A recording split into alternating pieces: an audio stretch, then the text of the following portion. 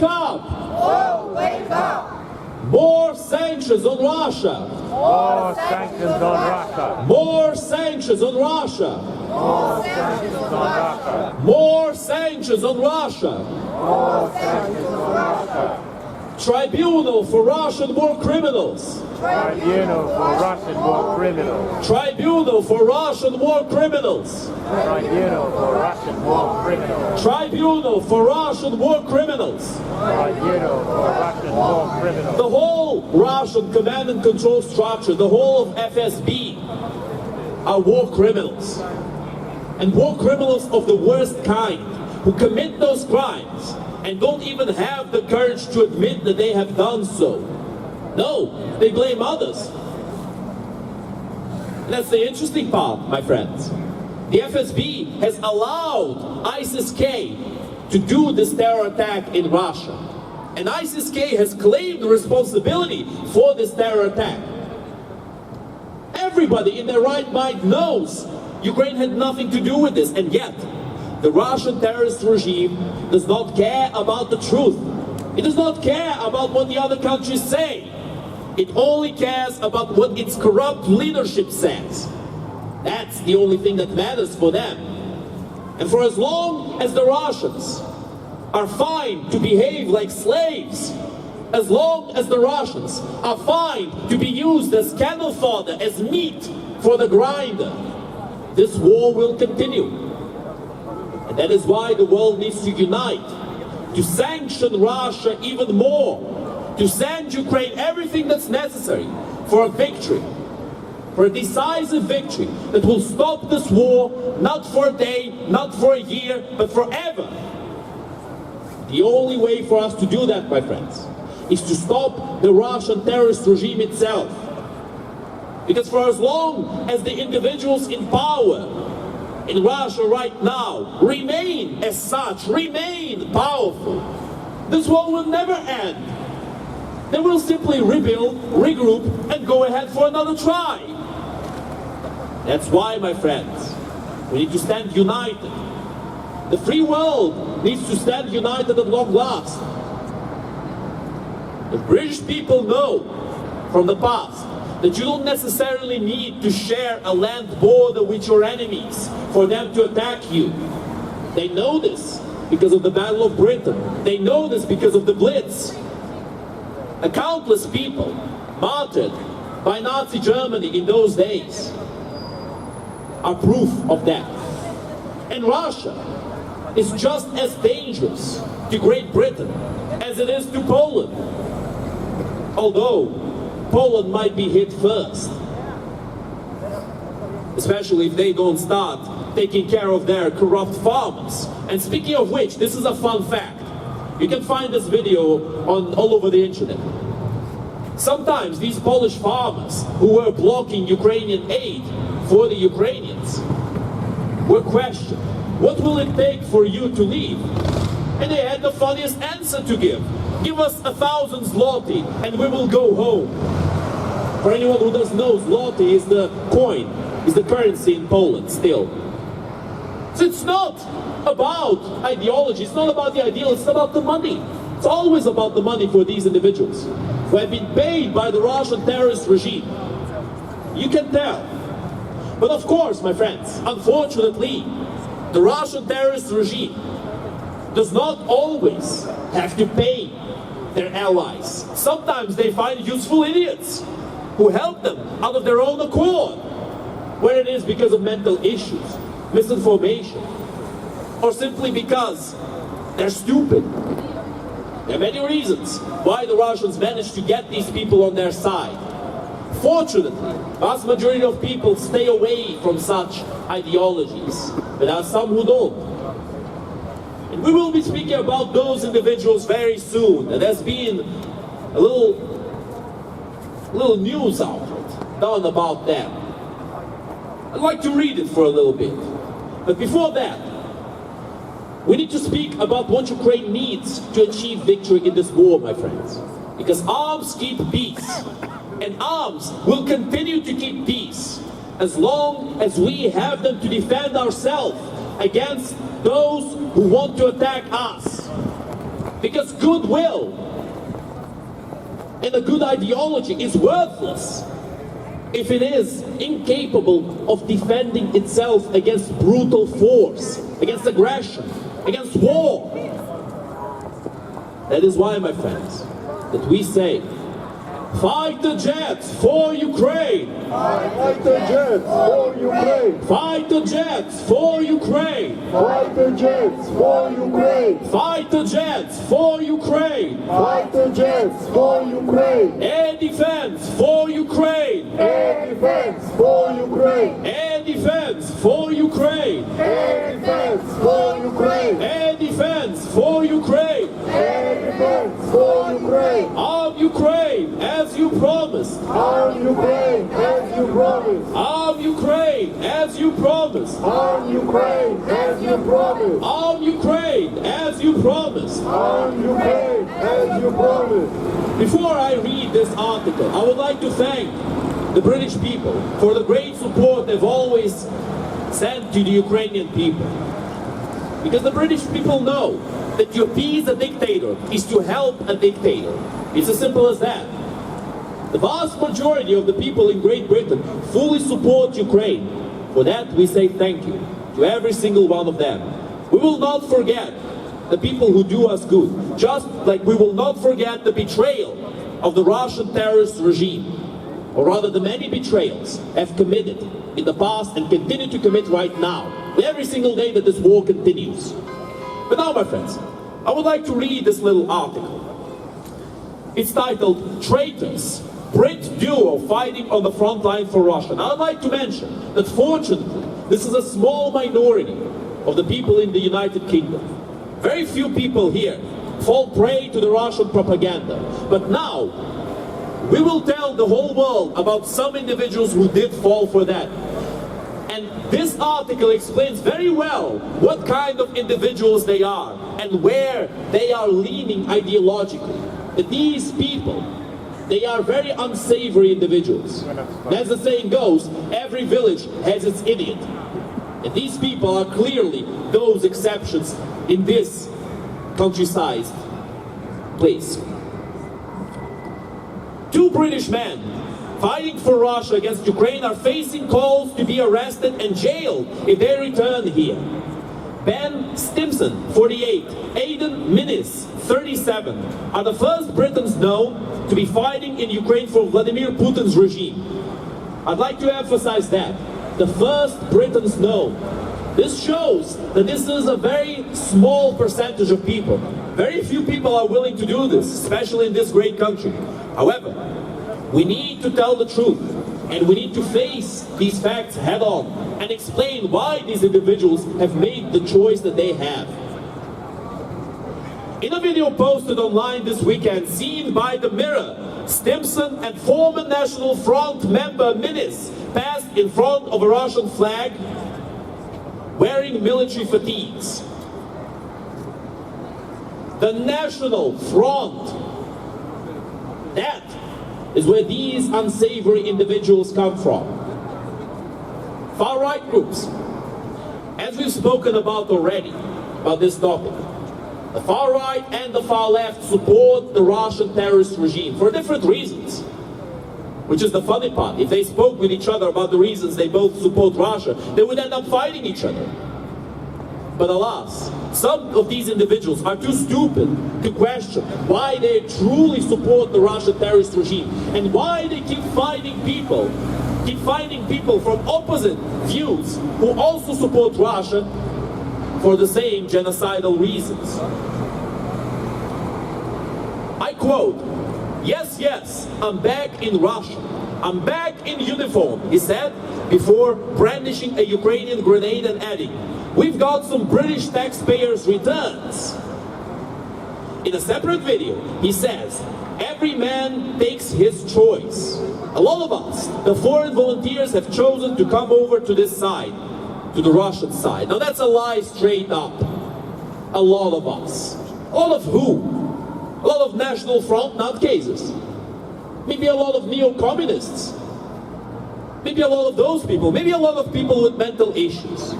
That could be a possibility. but definitely not a lot of anyone. It's a lie straight up.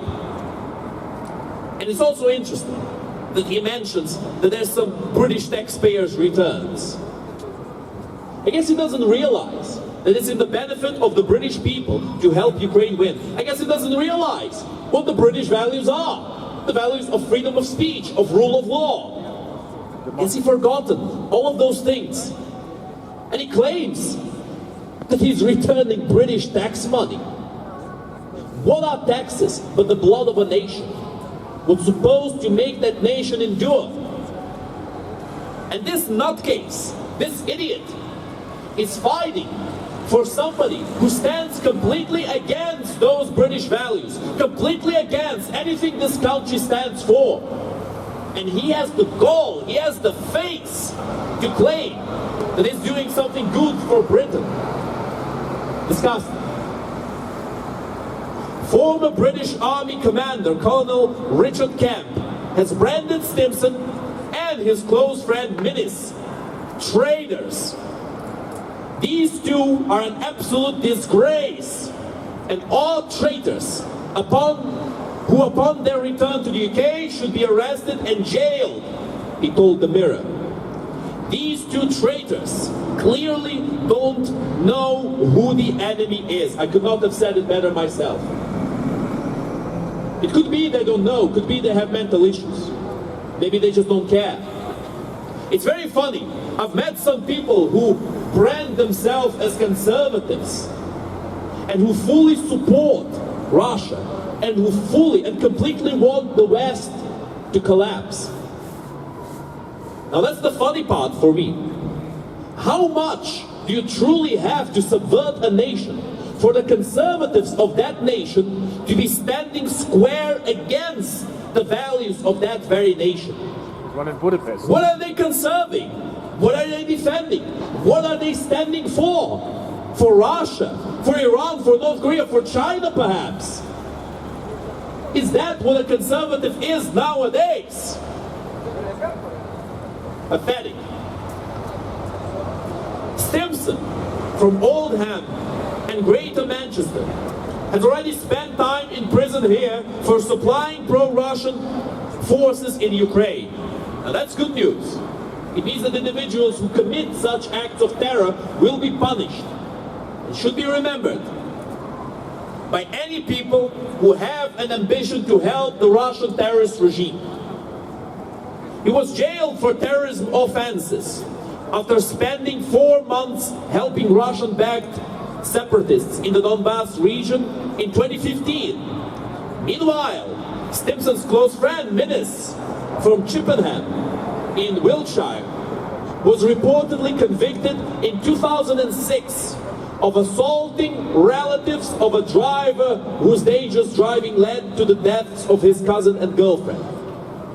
He reportedly assaulted a homeless man in 2008 when his lawyer is said to have told the court that Minnis was a member of the National Front, a Class A drug addict, and an alcoholic by the age of 20. I have to admit, that's a lot of achievements by 20 years old. Quite difficult to be accused and blamed and guilty of attacking a homeless person. I mean, truly, very nice, very good, very civil behavior right here. To attack a homeless person, to be an Class A drug addict, and an alcoholic, all at the same time, by the age of 20 years old.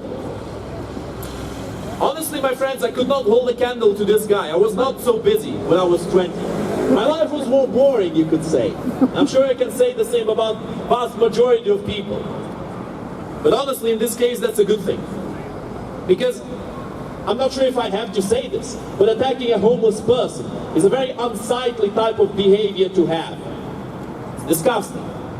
And of course, to be a drug addict and an alcoholic at the same time also doesn't help his case at all. So we can see the quality of the people who help the Russian regime. But I will continue. A photo shows ministers holding semi-automatic weapons and wearing Russian army uniform, posing with an Irish flag. He told the Mirror, "My family heritage is from Ireland, and I have Irish family, but also an ideological thing." Now, my friends, I do not speak for the Irish government or for the Irish people, but I am certain that any Irishman and Irish woman with good morals would condemn this kind of behavior. This individual claims he speaks and acts for Ireland, but this individual is deluded. Nobody, and I mean nobody, wants to be represented by somebody who's an alcoholic and a drug addict. Nobody wants to be represented by someone who joins the National Front and who beats up the homeless. Except Russians. Except Russians. The Russians love these people. Every single time they have some of these deluded Westerners join their ranks for whatever insane reason they choose, they're showered with gifts. Oh yeah, he's our guy, look at this guy, look at this individual, one in millions who joined us. Totally, it means that the West knows that they're in the wrong, right? Ridiculous. A Home Office statement said, any person who travels to conflict zones to engage in unlawful activity should expect to be investigated upon their return. Hello there, nice to meet you. What a lovely girl, I'm sure she had a good message to say. But my friends, this message is over. And I would like to add a conclusion to this topic. Whoever wants to join forces with terrorists will not have a happy ending, no matter where they go.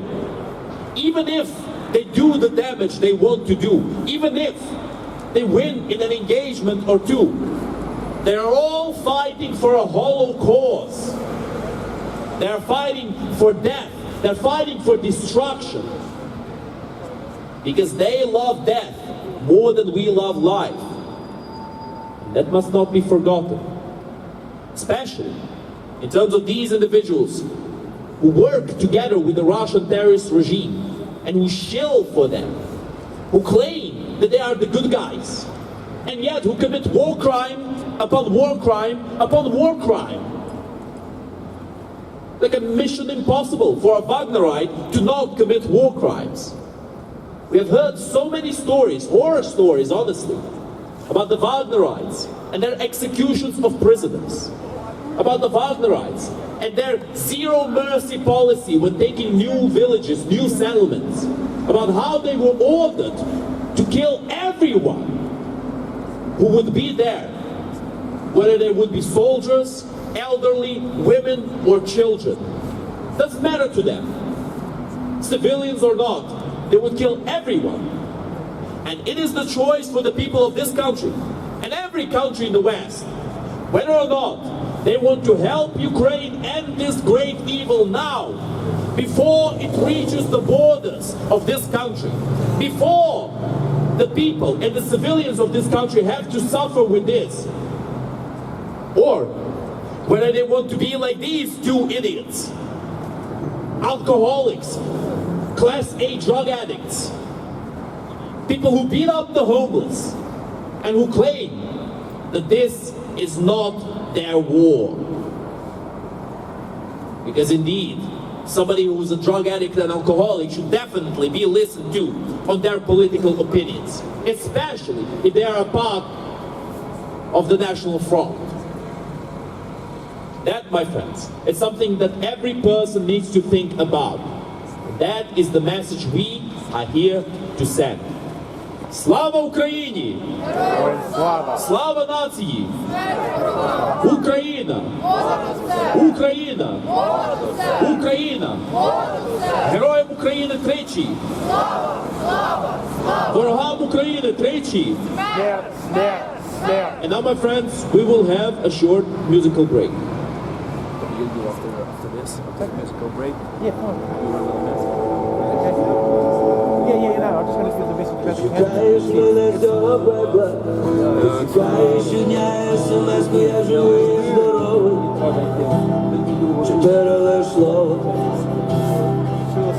Почитай хоч книжки всього світу, жодна бібліотека